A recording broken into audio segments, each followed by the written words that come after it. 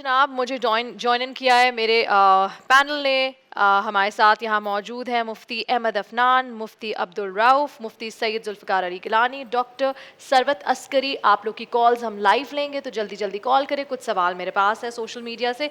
तो सबसे पहले मुफ्ती साहब आपसे शुरू करेंगे, मुफ्ती जुल्फ़िकार से। बीवी हर वक्त ये ज़रूर किसी शौहर की का सवाल है, बीवी हर वक्त अगर मैके जाने की ज़िद करे और घर के कामों में दिलचस्पी ना ले तो शौहर उस पर सख्ती कर सकता है?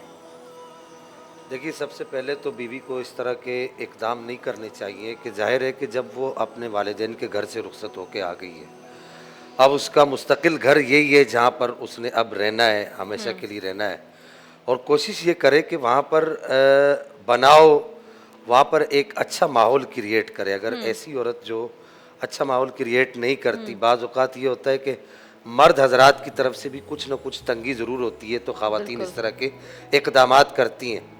लेकिन अब वो सूरत हाल उस वक्त वाज़ेह होती है कि जब वो सारा वो यूँ समझिए कि कहानी कुछ होती है, वो एक मशहूर मिसाल है कि हैं कवाकिब कुछ नज़र आते हैं कुछ। तो मर्द हज़रात भी मैं समझता हूँ कि बाज़ औक़ात इस तरह के मामलात करते हैं जिससे ख़वातीन को ये इक़दाम करने की मजबूरी पेश आती है। लेकिन अगर उसको तमाम तर फैसिलिटीज़ मुहैया की गई हैं, यानी नान नफ़का सुकना, जिसको आप कहते हैं रोटी कपड़ा और मकान, ये कोई नया नारा नहीं है, ये कुरान का नारा है। कुरान ने निकाह करने वाले के लिए पहली शर्त यही रखी है, रोटी कपड़ा और मकान दे सकता है तो निकाह करे, और अगर नहीं दे सकता तो ऐसे आदमी पर निकाह करना हराम है। अच्छा।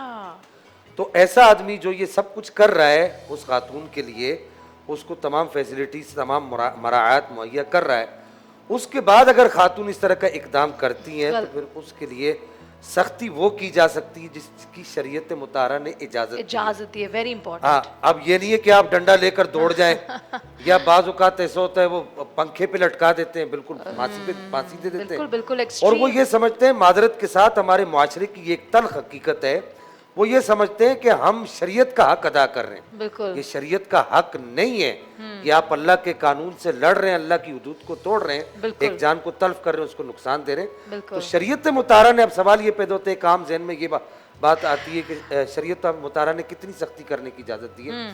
तो कल या परसों मुफ्ती अहमद अफनान साहब ने उसका जिक्र किया था कि शरीयत मुताहरा ने सिर्फ इतनी इजाज़त दी है कि इस तरीके की ज़रब न लगाई जाए कि उसके जिस्म पर नुकसान पड़ जाए, या उसको जो शरीयत मुताहरा ने इजाज़त दी है कि उसका बिछौना अलहदा कर दिया जाए, शायद उसको फिर समझ आ जाए।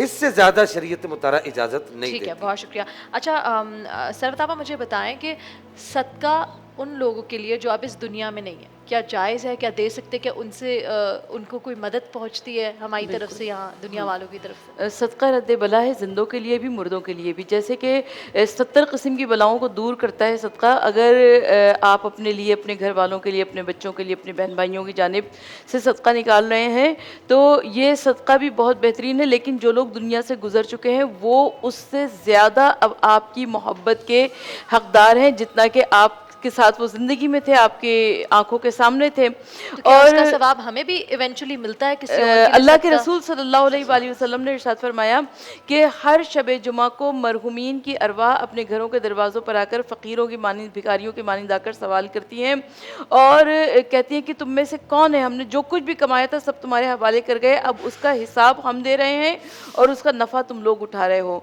और उसके बाद अल्लाह के रसूल सल्लल्लाहु अलैहि वसल्लम ने फरमाया कि बहुत सारे ऐसे मरहुमीन हैं कि जिनके अहलो अयाल, जिनकी औलाद, जिनके बहन भाई, जिनके दोस्त अहबाब उन्हें कुछ ना कुछ दिया करते हैं, चाहे एक सूरह फातिहा के ज़रिए, एक नमाज के ज़रिए, या किसी भूखे को खाना खिलाने के ज़रिए, किसी बेलिबास को अच्छा, तो हम उनके लिए सूरा भी पढ़ के उनकी तरफ से? बिल्कुल बिल्कुल। हाँ, तो अल्लाह के रसूल सल्लल्लाहु अलैहि वसल्लम ने फरमाया कि फ़रिश्ता एक नूरानी तबक में लेकर कब्र में दाखिल होता है, उससे उसकी कब्र, मरने वाले की कब्र रोशन होती है, नूरानी होती है, कुशादा होती है, और जो भी दिया देने वाला होता है खुदावंद आलम उसको भी इतना अजर और सवाब अता करता है जैसे कोहे ओहद के बराबर उसने सोना राह खुदा में खैरात किया हो। सुभान अल्लाह।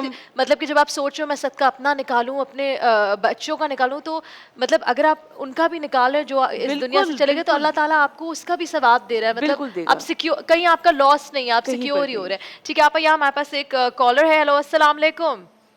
वालेकुम सलाम जी, मैं अब्रोह बात कर रहा हूँ। अच्छा, प्लीज स्टूडियो में थोड़ी कॉल की आवाज़ लाउड कीजिएगा। सवाल क्या है आपका?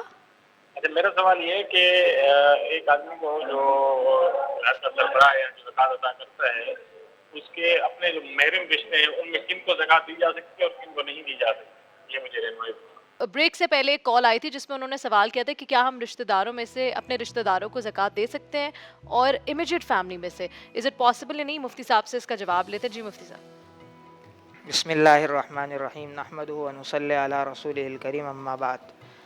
تمام رشتہ داروں کو زکوٰۃ دے سکتے ہیں، صرف دو رشتہ داریاں ایسی ہیں جن کو زکوٰۃ نہیں دے سکتے۔ ایک رشتہ داری ہے میاں بیوی کی، شوہر اپنی زکوٰۃ بیوی کو دے، بیوی اپنی زکوٰۃ شوہر کو دے تو یہ صحیح نہیں ہے۔ اسی طریقے سے دوسرا رشتہ ہے ولادت کا۔ ولادت کا مطلب یہ ہے کہ ماں باپ اپنی اولاد کو نہیں دے سکتے اور اولاد ماں باپ کو نہیں دے سکتی، بھائی بہن ایک دوسرے کو دے سکتے ہیں۔ تو یہ جو دو رشتے ہیں، ایک میاں بیوی کا اور دوسرا جو ہے وہ اولاد اور ماں باپ کا، یہ نہیں آپس میں دے سکتے۔ اس کے علاوہ جو بھی رشتہ دار ہو کسی اور کو دینا چاہے تو یہ زیادہ بہتر ہے بنسبت باہر دینے کے۔ اپنے کسی رشتہ دار کے خیال رکھنے میں دو فائدے ہیں، ایک زکوٰۃ ادا ہو جائے گی، دوسرا صلہ رحمی کا فائدہ ہوگا۔ تو اس لیے کوشش کریں اپنے رشتہ داروں میں ایسے لوگوں کو تلاش کریں اور اگر وہ زکوٰۃ کے مستحق ہے تو ان کو زکوٰۃ تو ان دیں۔ کو دیں۔ اچھا ایک اور سوال ہے میرا مفتی عبدالرؤف سے میں کروں گی۔ کوئی لکھتے ہیں کہ گیس کی کمی کی وجہ سے اکثر لوگ اپنے گھروں میں گیس کمپریسر لگا لیتے ہیں، تو یہ صحیح ہے یا نہیں؟ جی بسم اللہ الرحمن الرحیم۔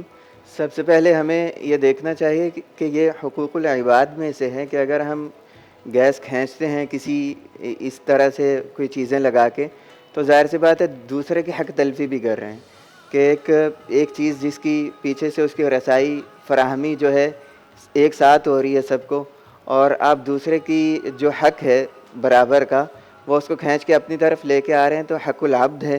تو اس بارے میں بھی ہمیں ڈرنا چاہیے۔ دوسری چیز جو ہے لیگلی بھی دیکھنی چاہیے کہ یہ غیر قانونی بھی ہے اور غیر آئینی بھی ہے، اس کے اوپر باقاعدہ سزائیں بھی ہیں، اور کئی دفعہ دیکھا بھی ہے کہ یہ ان کی وجہ سے بڑا جانی نقصان بھی ہوتا ہے اور دھماکے بھی ہوئے ہیں۔ پچھلے دنوں ابھی کراچی میں ہی ایک بہت بڑا دھماکہ ہوا اس کی وجہ سے۔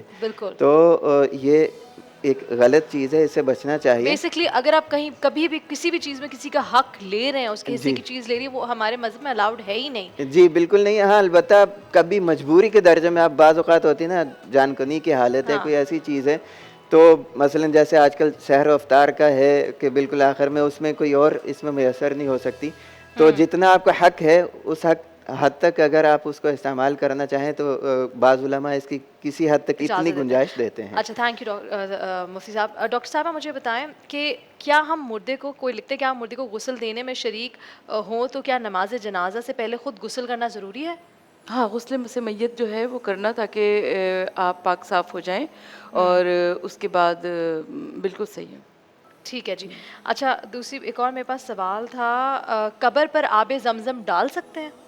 بالکل ڈال سکتے ہیں، قبر کے اوپر بھی آب زمزم ڈال سکتے ہیں، قبر کے اندر بھی ڈال سکتے ہیں، کیونکہ ہمارے یہاں یہ موجود ہے، یہ نظریہ موجود ہے کہ ہمارے یہاں انتقال ہوتا ہے، منتقل ہوتے ہیں، ہلاک نہیں ہوتے ہیں، تو ایصال ثواب کا سلسلہ جاری و ساری رہتا ہے، اور ایصال ثواب کے سلسلے کو جاری رکھنے کے لیے آپ نیک کام کر سکتے ہیں۔ ٹھیک ہے گیلانی صاحب، آپ سے بھی میں اسی سوال کا جواب چاہوں گی۔ دیکھیے ہمارے یہاں ہوتا یہ ہے کہ لوگ کیا کرتے ہیں، یہاں سے وہ بہت سارے کپڑے خرید کے لے جاتے ہیں، جیسے آپ حج پہ جا رہی ہیں، میں جا رہا ہوں، اللہ آپ کو بھی لے کے جائے، سب کو لے کے جائے۔ تو وہ جاتے ہوئے حاجی کو یا عمرہ کرنے والے کو، عمرے کرنے والے کو بھی حاجی کہا جاتا ہے، ویسے اصطلاح میں اس کو معتمر کہا جاتا ہے، اس کو جاتے ہوئے لوگ بہت سارے کفن دے دیتے ہیں، یار یہ آب زمزم سے دھو کے لے آنا اور وغیرہ وغیرہ۔ تو میں سمجھتا ہوں کہ یہ اقدام اس طرح کا کرنا درست نہیں ہے۔ آپ آب زمزم منگوا لیجئے اور یہیں سے کفن خرید کے اس کے اوپر آپ آب زمزم چھڑک دیجئے۔ اب رہی یہ بات کہ کیا یہ دل کو سکون دینے والی بات ہے یا پھر دین میں ایسا کہیں ایسا ہوا ہے، پریکٹس ہوئی ہے کہ تبرک کے طور پر درست ہے، باقی آب زمزم سے اگر کوئی یہ کہے کہ میرے کفن پر آب زمزم ہوگا تو میں نے جو نمازیں چھوڑی ہیں وہ مجھے معاف ہو جائیں گی، یا میں نے روزے چھوڑے تو مجھے معاف ہو جائیں گے، ایسا نہیں ہوگا۔ جو اللہ تعالیٰ کے حقوق چھوڑے ہیں یا خلق کے جو حقوق تلف کیے ہیں ان سب کا حساب دینا پڑے گا۔ یہ بطور تبرک کے اگر اللہ چاہے تو وہ معاف کر سکتا ہے۔ وہ ایک بڑی مشہور مثال ہے، مشہور شعر ہے کہ عدل کریں تا تھر تھر کمن اونچیاں شانہ والے، فضل کریں تا بخشے جاسن میں ورگے مکالے۔ بالکل۔ اچھا ایک اور کال آگے میرے پاس۔ جی السلام علیکم۔ وعلیکم السلام، میں سہیب بات کر رہا ہوں کراچی سے۔ جی سہیب، سوال کیا ہے آپ کا؟ میرا سوال یہ ہے کہ والدہ اپنے بیٹے کو زکوٰۃ دے سکتی ہے، بیٹا جب کہ بہت ہی مجبور ہو؟ جی میرے خیال سے ابھی اس کا اس کا جواب جواب دیا ہو تھا، چکا ہے۔ لیکن چلے ایک دفعہ پھر دے دے مفتی احمد عفنان، آپ جواب دے دیں ایک دفعہ۔ بسم اللہ الرحمن الرحیم. میں نے ابھی یہ بات پچھلے سوال کے جواب میں بتائی ہے کہ اولاد ماں باپ کو زکوٰۃ نہیں دے سکتی، ماں باپ اپنی اولاد کو زکوٰۃ نہیں دے سکتے، لہٰذا ماں اپنے بیٹے کو زکوٰۃ نہیں دے سکتی. نہیں دے سکتی. جی ٹھیک ہے جی. اچھا بہت شکریہ. مزید ہم کالز لیں گے. ایک اور سوال میرے پاس وہ یہ ہے کہ دیکھیں جی لوگ زکوٰۃ دیتے ہیں، رمضان کا انتظار کرتے ہیں، مفتی صاحب کے رمضان میں زیادہ سے زیادہ ثواب ملے گا، پھر کیا کرتے ہیں لوگ اور ڈیوائڈ کرتے ہیں. رمضان کے شروع میں زکوٰۃ دیتے تھے اور آخری کے 10 دنوں کے لیے کچھ زکوٰۃ رہتے ہیں، لیکن آپ کو پتہ ہے زندگی اور موت کا کچھ پتہ نہیں ہے. تو اس اگر ہم بہت ہی پریکٹیکل ہو کر سوچیں، ہمیں ثواب بھی چاہیے لیکن زکوٰۃ بھی ادا کرنی ہے. پھر کچھ لوگ ایسے بھی ہیں جو جیسے میرے شوہر ہیں، انہوں نے اپنے کچھ حصے کی زکوٰۃ دی اور کچھ مجھے دی کہ تم میرے لیے دے دو، میں اب ملک میں نہیں ہوں. تو میں نے وہ سنبھال کے رکھی ہے کہ میں آخری کے 10 دنوں میں دوں گی تاکہ اس کو زیادہ ثواب ملے، پر میرے اوپر ایک رسپانسبلٹی بھی ہے. تو جی اس معاملے میں سب سے پہلے جتنے بھی ہمارے احکامات ہیں، فرائض اور واجبات، اس کی فقہائے کرام نے 2 اقسام بیان فرمائی ہیں.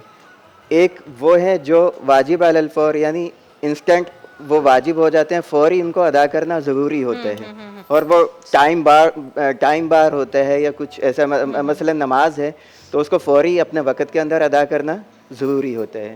اور کچھ فرائض ایسے ہیں جس کو فقہا کی اصطلاح میں کہتے ہیں کہ واجب علی التراخی، یعنی اس کو آپ ڈیلے کر سکتے ہیں، بٹ اتنا ڈیلے کرنا اس میں بھی درست نہیں ہے کہ جس میں اس کا سرے سے فوت ہو جانے کا اندیشہ ہو، کہ اگر اتنا ڈیلے ہو جائے کہ اس کی وہ ہو سکتا ہے، ختم ہو سکتا ہے. تو زکوٰۃ بیسیکلی ایسی کیٹیگری میں فال کرتی ہے جس میں واجب علی التراخی، یعنی اس میں ڈیلے کرنے کا آپشن موجود ہے. کہ اگر آپ سمجھتے ہیں کہ مطلب یا جیسے تو آپ تھوڑا ایکسٹرا اور نکال لیں، جو آپ نے باندھی ہوئی ہے وہ دے دیں، اور تھوڑی سی ایکسٹرا اور دے دیں آخر کے 10 راتوں وہ میں. تو مزید احتیاط کی بات ہے.